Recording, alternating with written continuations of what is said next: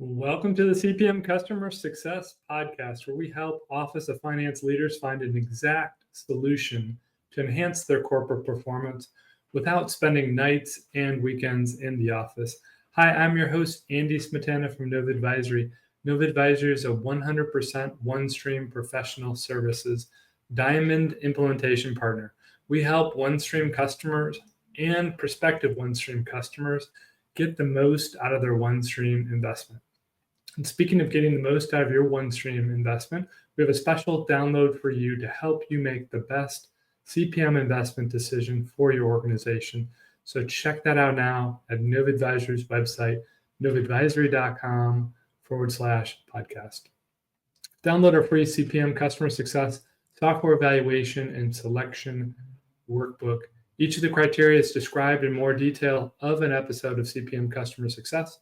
The workbook identifies those episodes. They'll help you explore deeper what makes OneStream unique as compared to other CPM solutions. It'll guide you through your CPM decision process. The workbook's free for listeners now, so check that out. Especially for those of you who are listening that have SAP legacy systems installed in your organizations, you're going to want to check out this episode. We have a return guest, Dave Collins, who is Director of Solution Consulting and Strategic Alliances at OneStream Software. In episode 4 of CPM Customer Success, Dave and I discussed the CPM landscape and why businesses are moving to OneStream's unified CPM platform. So check out episode 4. It's a great baseline for what we'll be covering today and we'll be covering in future episodes. Comparison of CPM products. So today we have SAP versus OneStream, and stay tuned for these takeaways. Understand the limits of SAP's modular-based, point solution-based approach, how SAP has acquired CPM applications, and the technical debt that they create within your organization as compared to OneStream's unified platform for finance, cloud-based platform that eliminates integration challenges. Discover how OneStream's extensible dimensionality, user-based licensing, and pre-built integrations can deliver faster insights, improved ROI, and easier transitions from legacy CPM. Stay tuned to this episode for the following takeaways. We'll discuss and you'll understand the limitations of SAP's modular point solution approach, how SAP has acquired other CPM software solutions to build their applications, and the technical debt that this creates, as compared to OneStream's unified platform for finance, which is a cloud-based platform that eliminates integration challenges. You'll also discover how OneStream's extensible dimensionality, user-based licensing, and integration solutions can deliver faster insights, improved ROI, and easier transitions from legacy SAP applications. So let's get started. Dave Collins, welcome back to the CPM Customer Success podcast. Excited to have you here. Thank you. Appreciate it. So, yeah, it's wonderful to have you on the podcast again. So today we're going to be focusing on a comparison of SAP's point solutions as compared to the CPM approach that OneStream takes. And Dave, across your career, I know you've seen plenty of CPM products. You've worked with a number of them. In your current role at OneStream, helping organizations really that are interested in the CPM marketplace, helping them get educated and learn about OneStream's unified platform for finance and how that's unique. I thought that you'd be the ideal person, given that context, to come on the show and help us do a deep dive comparing SAP's solution as to OneStream, kind of do a compare and contrast. So excited to have you today and to hear your thoughts. Let's just start with an introduction for folks that may have not heard you on a prior episode of CPM Customer Success. They're not familiar with the background. Could you fill us in and describe your role at OneStream? Sure, I can give you the basics.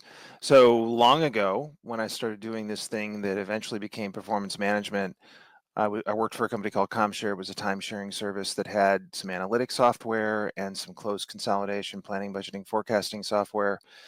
I became a bit of a glue that brought the two of those areas together, unified them, as it were, to use one of the words that we at OneStream use. I'll talk more about that later.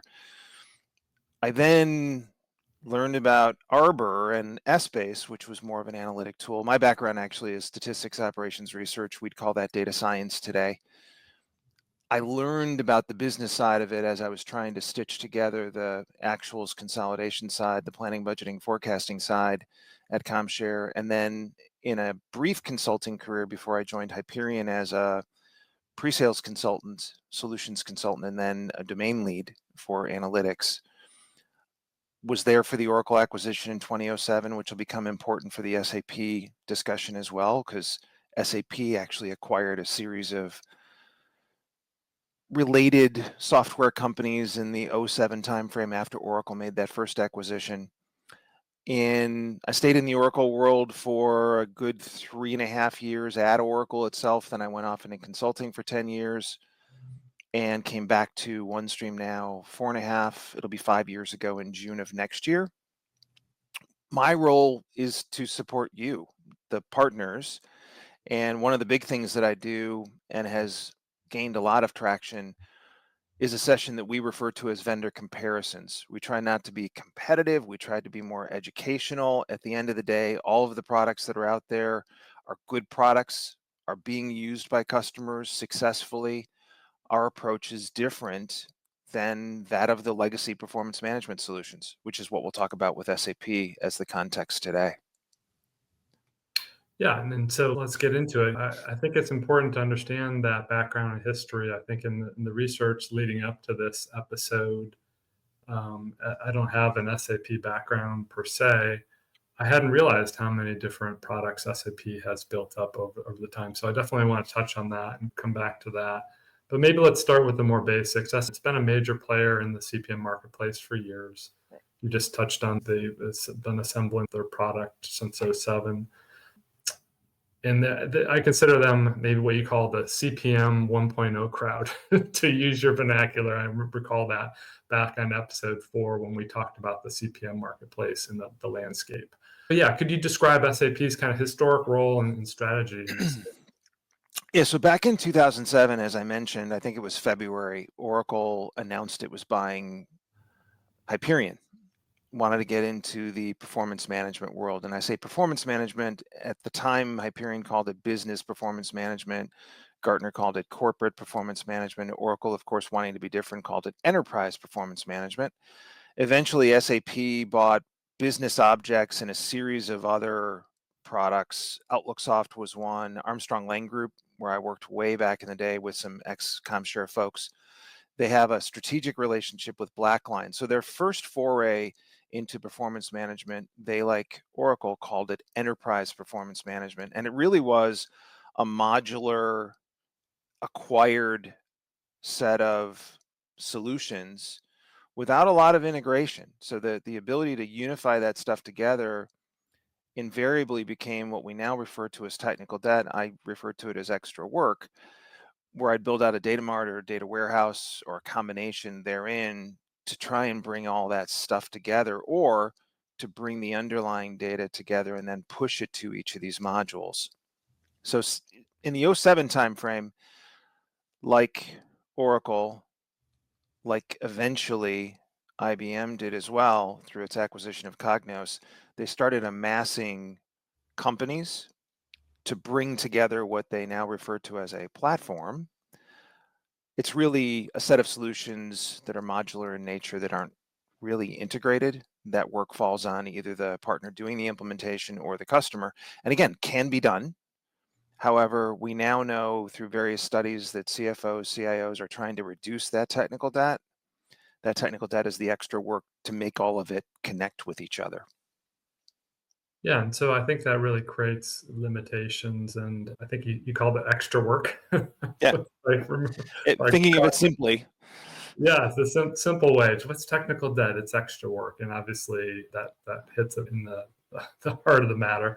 So let's talk about the limitations with SAP's approach. I know you said that upfront in your introduction, OneStream respects the other marketplace solutions and that a number of organizations have certainly been successful, but that does come with limitations. And I Right. would like the listener to understand, how does, when it comes to really solving modern finance challenges faced by finance and accounting leaders, what is SAP's approach, and how is it truly limited? So if you look at SAP's approach, it's very similar to what they've done historically. ERP or other modules, components that serve the office of finance or other offices, other functions within an organization, they tend to come out with or purchase another company that has a module. And so you plug these things in. The challenge is that unification or lack of unification and the technical debt to make it all work. And the surprise usually that the customer has is that they have to do this extra work. So when they're looking at total cost of ownership, they're not made aware of, oh yeah, by the way, there's an API or there's a this or a that, and you're going to have to create the integration from place to place, from point to point. It's like buying a car and they don't give you the fuel to leave the lot at the very least, or they're missing the spare tire, or they're missing paint, or they're missing, the common one is the floor mats. Now, the floor mats are not necessarily a must have, but they're certainly a nice to have. And especially when it gets wintry, as it's starting to do up in my neck of the woods in the Chicago area, it helps to keep things nice. So I have to go buy this and I have to go buy that in more of an a la carte approach, as opposed to, let's actually find a solution that has everything included within it. And I'm not worrying about this a la carte basis. What's in the box? What's not in the box that I'm going to need, where I might have to go buy it or build it? All right, so let's now take it to a comparison then between OneStream and SAP's approach and the core differences in the strategy. Could you describe from the OneStream perspective how the OneStream strategy is different from SAP, and how OneStream's really evolved to meet the needs of finance leaders? Sure. So I'm not a history guy, so I might get the number of years wrong here. OneStream's been around for 12, 13, 14 years, somewhere in that ballpark. Coinciding with, by the way, some folks leaving Oracle after the Hyperion acquisition and thinking, let's do this differently. Let's do performance management in a different way. Let's not repeat what we did from a Hyperion standpoint, which was eventually going to be unified together as a single solution. We acquired people from SAP and IBM and the entire landscape, and we all got together, we meaning they. I joined 5.5 years ago, or 5 years ago. They thought, we can come out with a product that is the same as everything else, where I'm going to have technical debt because I have to integrate the different modules together, or we can try to reinvent this. The reinvention was to unify all of those functions together. Why not have your actuals, your plan, your budget, your forecast, all of the different types of data that align with a function of the organization, all in one application forever, as opposed to, oh, I've got the close consolidation application or applications more than likely over here, and I've got the planning, budgeting, forecasting application or applications over here, and then somehow I have to bring that together. And the challenge you have bringing it together really is a dimensional problem. On an actuals basis, I'm going to track simply more accounts than I plan or forecast. So think about a forecast process, back of the envelope, at a strategic level. How much revenue are we going to bring in? How much expense are we going to have? What's our margin or profit going to be at that point? Could be a few metrics, maybe a few dozen metrics, but a few metrics. Whereas when I'm recording what actually is taking place as I'm doing my business, there could be thousands of accounts, just accounts, not to mention the departments and the customers and the products and so forth. So in that approach, you have the ability to create massive dimensional models for actuals and perhaps smaller, different dimensional models for plan, budget, forecast. How do we bring those together without trying to find a common place that maybe is far too summarized? We solve that problem. It's leveraging a feature of OneStream called extensible dimensionality. which I've always thought was a lot of syllables to define something fairly simply. If my dimensional relationship of actual is actual, or scenario is actual, then my account structure is this bigger one. And if it's plan, it's this smaller one. Why can't we solve for that? In the relational world, the world that I came from, we had slowly changing dimensions. So it's essentially an ability to change a dimension per another dimension. So that's the secret. Aside from all the features and functions and the way we're different about how we might consolidate or how we might do planning, that's the fundamental foundational difference. That eliminates technical debt. I bring the data into a OneStream application and it's in. I don't have to move it from this app to that app to the other app. Whereas with SAP, I bring it into, and we'll talk a little bit about legacy. So the legacy SAP acquisitions, where you look at Business Objects, Outlook Soft, Armstrong Lang Group, those are all separate modular solutions with their own data structures. So I'm bringing data to each of them redundantly. And then I'm doing what I'm doing. And then I might need to pass, for example, data from one of those applications or modules to another one so I can do a comparison, or perhaps bring it together in some kind of a data mart structure, like the old SAP Business Warehouse. And back in the day, in '07, that was the way to do that. With OneStream, it's all in the same application. And I can do analytics against the application. I can do close consolidation, transaction matching, account reconciliations. I can do planning, budgeting, forecasting. I can run a data science exercise against that in a no-code, low-code fashion, meaning I don't really need to understand data science to use data science in the same application. No movement, no technical debt. So fundamentally, and we'll talk a little bit more about the legacy moving to the more modern approach that SAP has. It's still much of the same, where I have this modular approach and I have this technical debt. So that extensible dimensionality, when you really understand how that worked, it is a mouthful, but the concepts are very powerful and it's very configurable. So for the business users, it's really about understanding what the dimensions are that each your corporate organization needs from your different business segments, and then simply it's configuration and alignment. So let's touch on some of the technical differences between SAP's solutions and OneStream's unified platform. Maybe you could touch on, especially around integration solutions and aspects. First and foremost, we start with Microsoft Azure. We are a Microsoft certified partner. We're the biggest partner from an application perspective in that regard. That provides us with a lot of really cool things we can do from a data perspective as it relates to volume.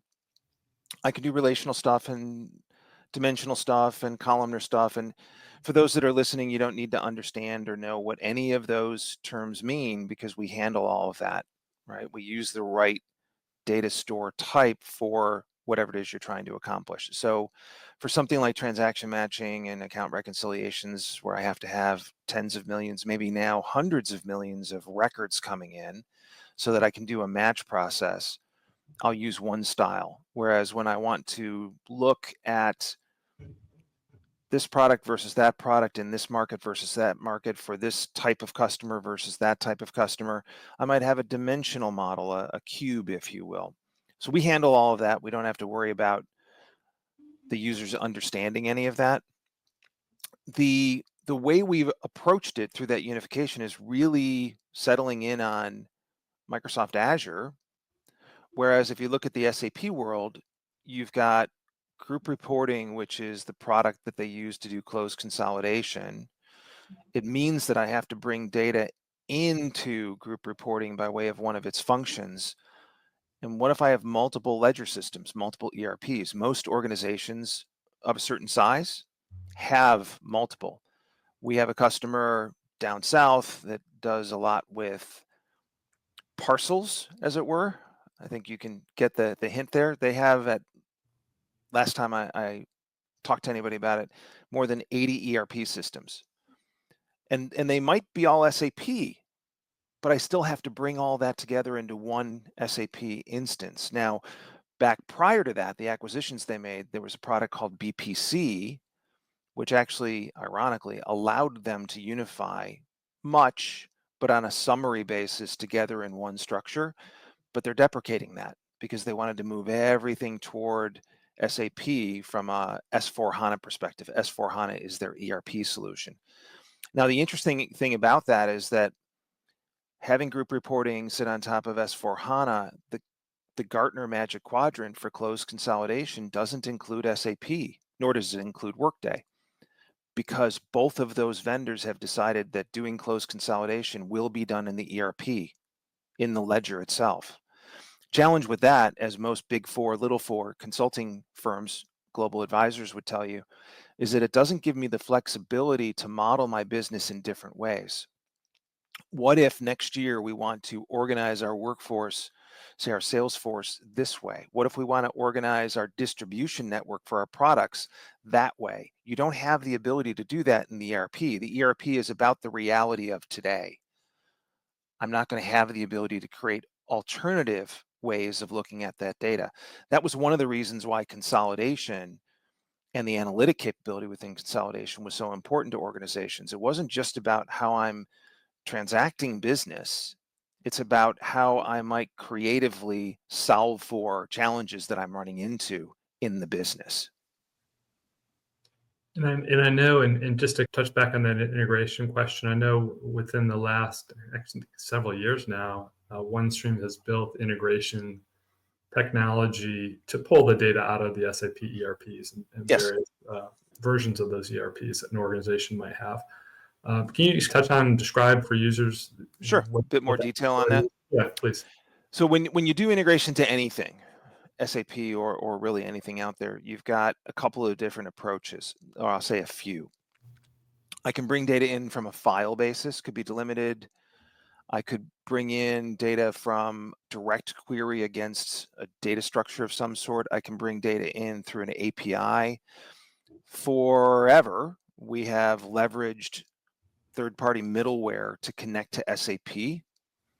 And forever, the challenge, is, particularly with an SAP shop, was virtual private network or VPN access. So what does that mean? And from my personal experience, I'd walk into do a project of a performance management something, and if it was an SAP backend and I asked for the ID and the password to get through VPN to the data, first response was always no. Why? Because I'm getting the keys to the kingdom. With that ID and password, I could go in to SAP and do virtually anything. Sometimes the second or third answer would be yes, if there was pressure applied from the CFO, because they wanted to have direct access to that data. Why direct access?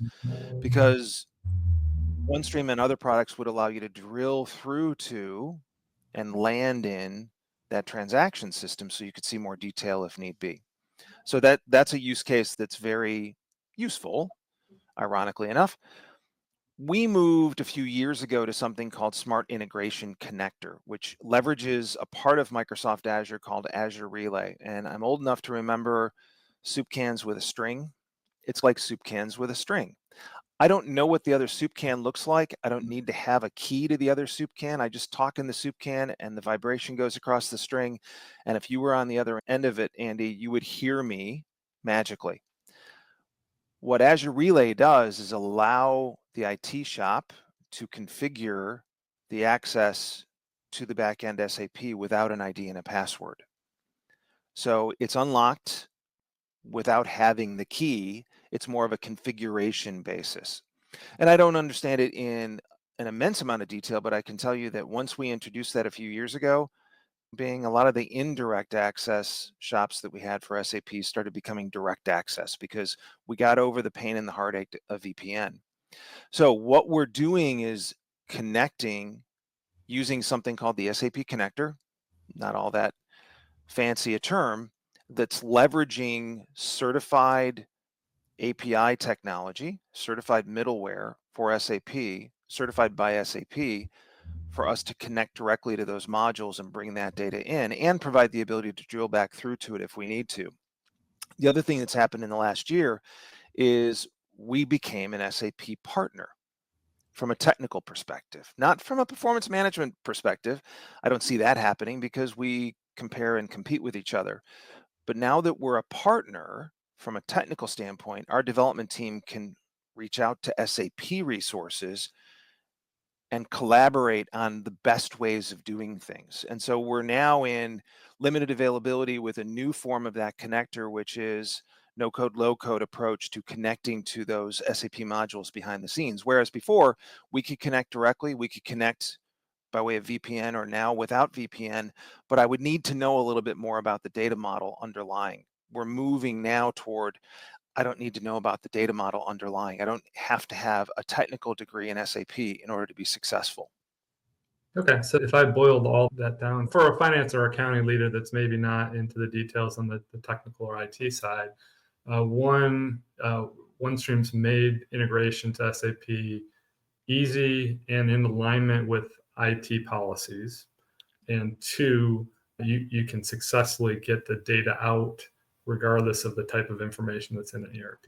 Correct. And it's not that it's easier. The fact of the matter is that OneStream actually had the scripting that you needed to connect to those underlying sources, and we would provide that to our customers, provide that to our partners.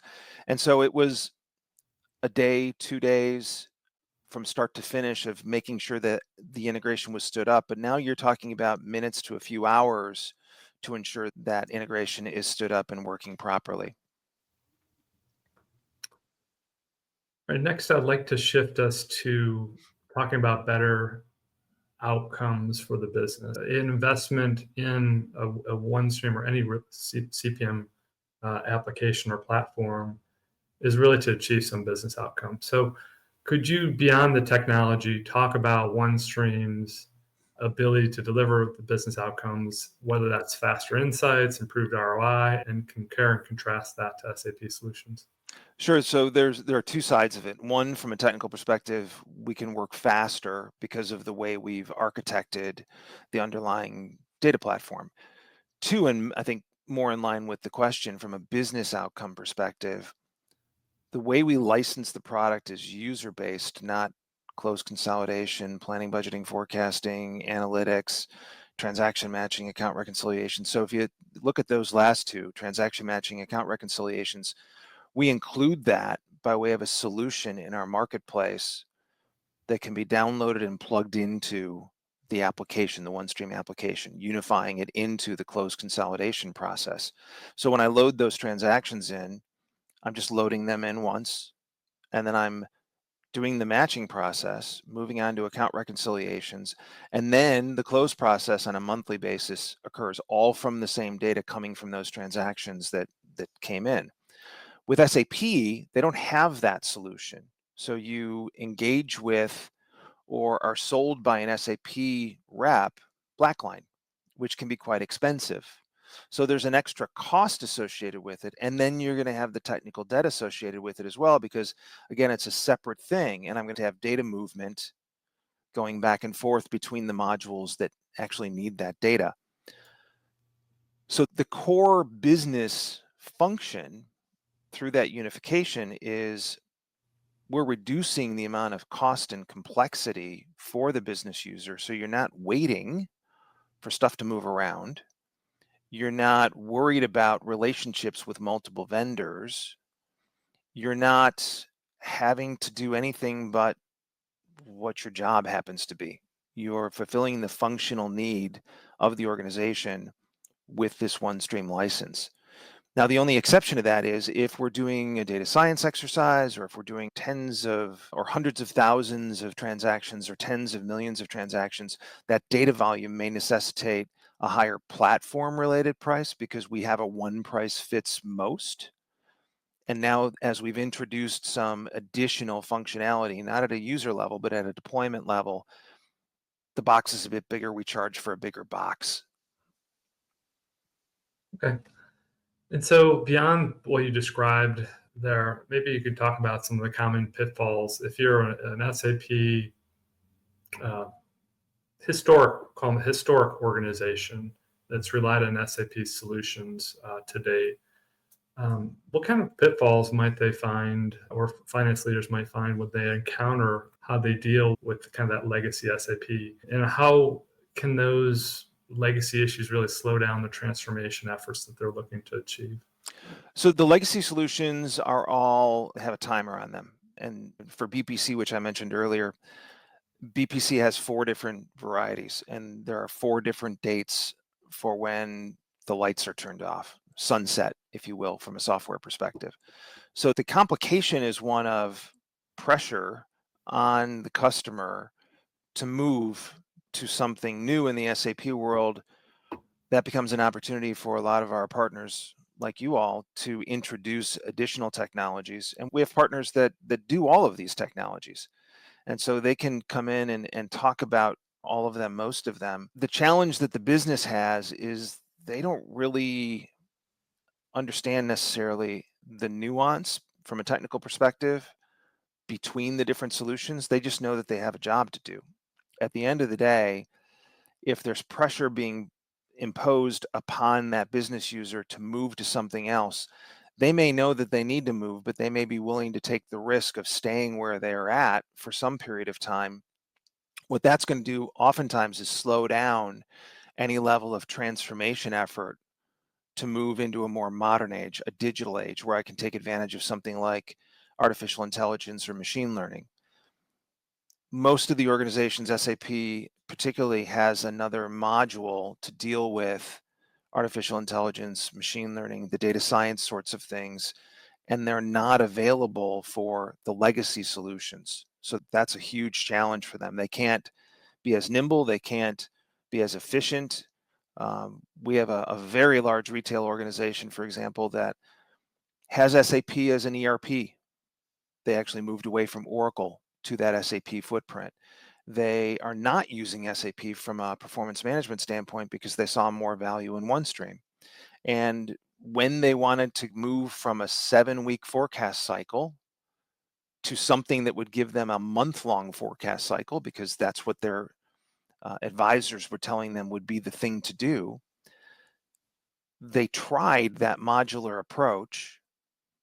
They took 2.5 years to realize that they weren't getting anywhere quickly.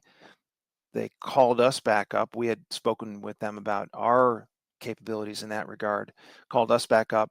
We did a quick proof of concept, plugged that solution into their application, and in a number of weeks, they moved to a 1-hour forecast process, 7 weeks to 1 hour. That actually was 3, 4, 5% more accurate, which they believe is actually translating into billions of dollars of bottom line income revenue generation.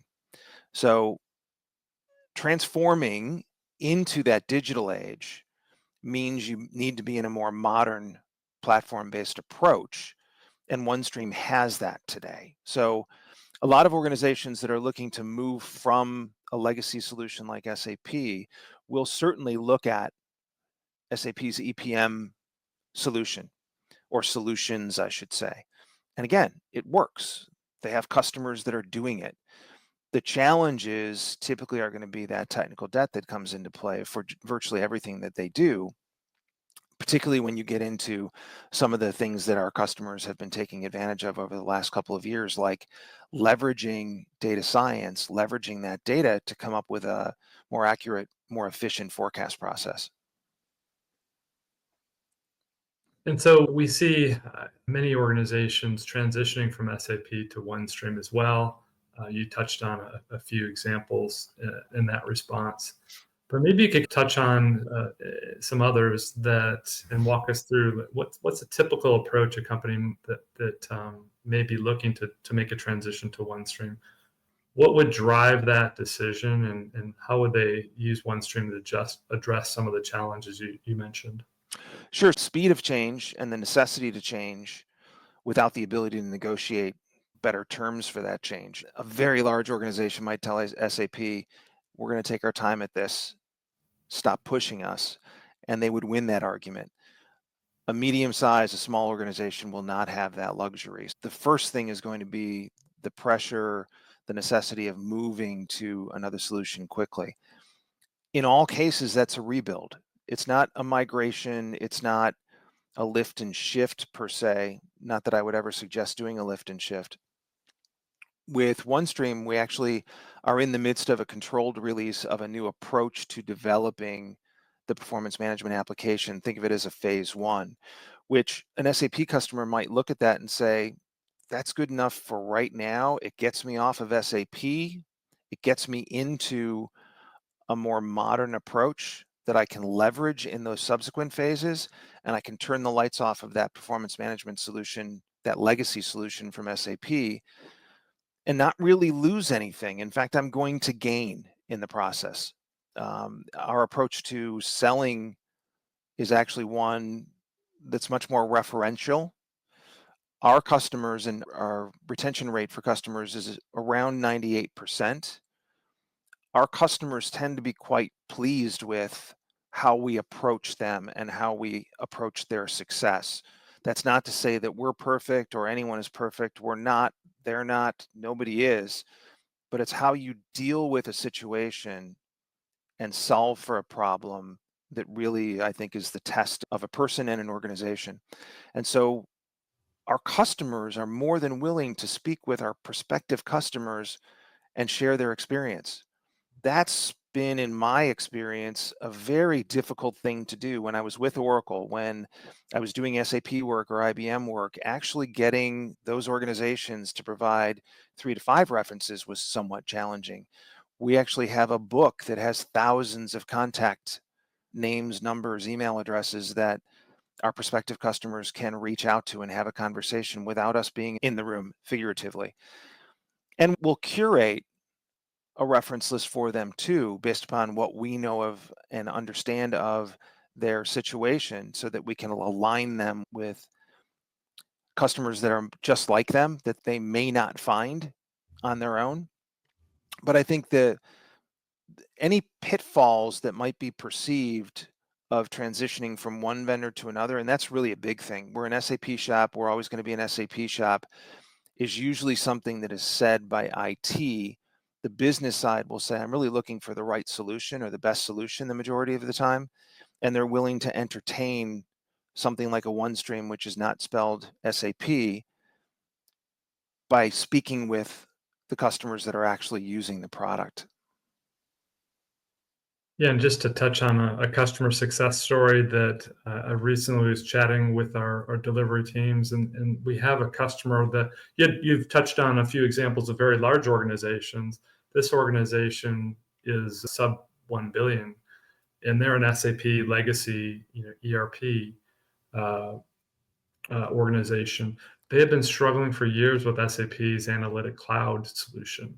They really couldn't get meaningful information and results, financial information and reporting results out of that solution. And after years of trying that, they made a decision just this year to move to OneStream.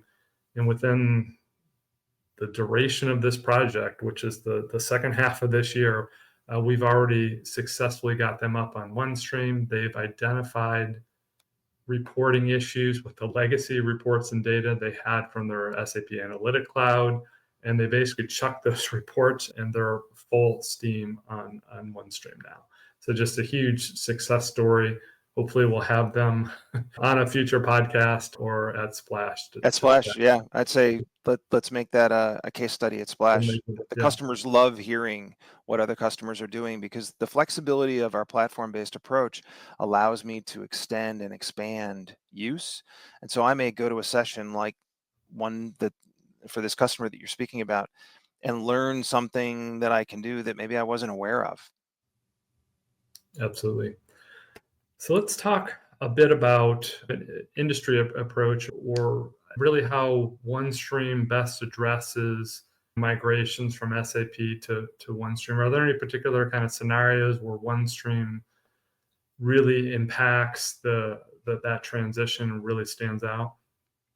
So I think I mentioned lift and shift as a transition term a few minutes ago. I'm not in favor of lift and shift. Lift and shift is, to me, more of the same with a different piece of software. What I really like to do, much like OneStream did when we created OneStream, is let's think about how we would do this if we were starting over again. Doesn't mean yet you're starting over again. You're going to leverage that metadata, the account structures and product structures. You're going to leverage the data that is in SAP, bring that into OneStream. But the way you model it in OneStream will be different because we're different. The approach that we take by way of unification is inherently different. You don't want to build 10 applications in OneStream because you have 10 applications in SAP. That defeats the point.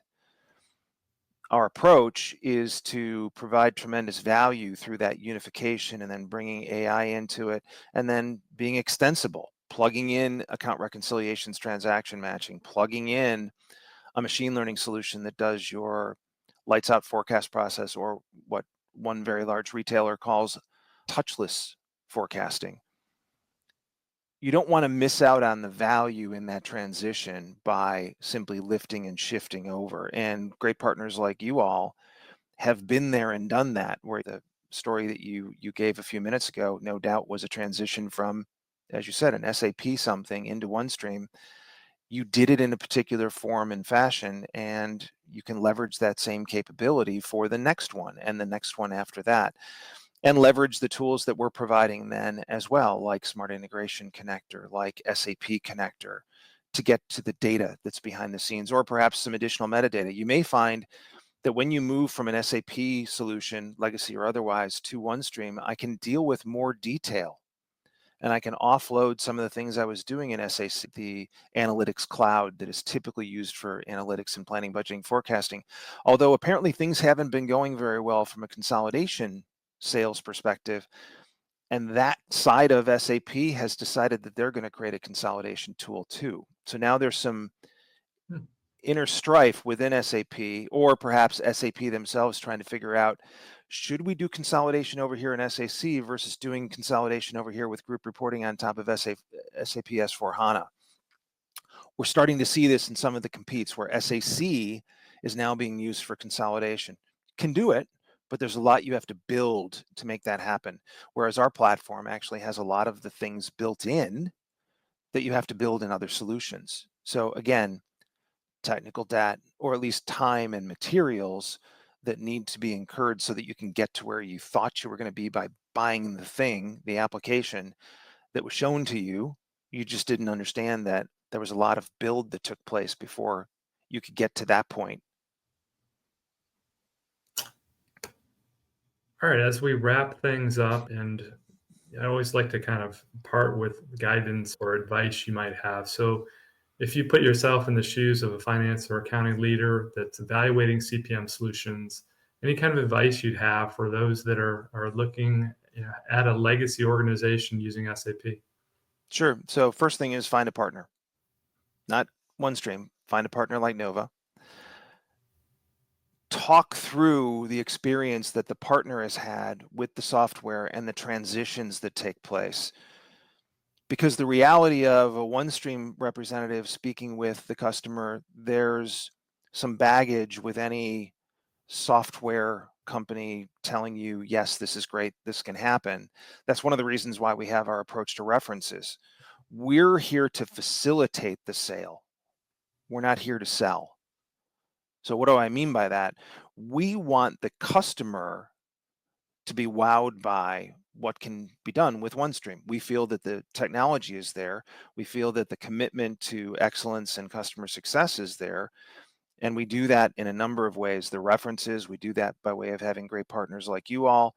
So I think the best thing to do is to seek out a partner who's been there and done that and have an honest discussion, even before you speak with anybody from OneStream. I know that happens a lot, and I encourage it. I know that I've had conversations with folks at Nova about conversations like that, making sure that you were aware of the latest on the technical side so that you could have that conversation with the customer.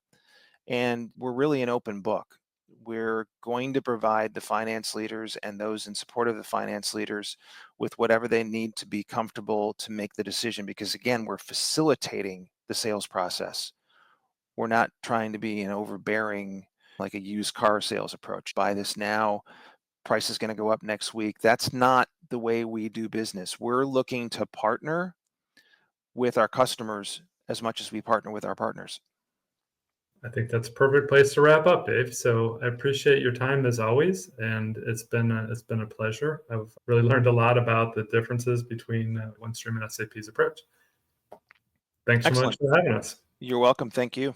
So parting thoughts for you as we wrap up today's episode. The key for finance leaders is to look beyond just the features and functions and understand the long-term strategic impact and total cost of ownership of the CPM solution that you choose. And working with the right partner is critical to making an informed decision. So thanks again for listening to this episode of CPM Customer Success. Remember to check out the CPM Customer Success CPM software evaluation criteria to guide your CPM decision. The OneStream capabilities we've been describing in CPM Customer Success dive deeper into each criteria. These include the total cost of ownership considerations we've discussed in today's episode on SAP versus OneStream. So check that out now at Nova Advisory's website, novaadvisory.com/podcast, and download our free CPM Customer Success software evaluation criteria and selection workbook. Thanks again for listening, and we'll catch you next week for another episode of CPM Customer Success.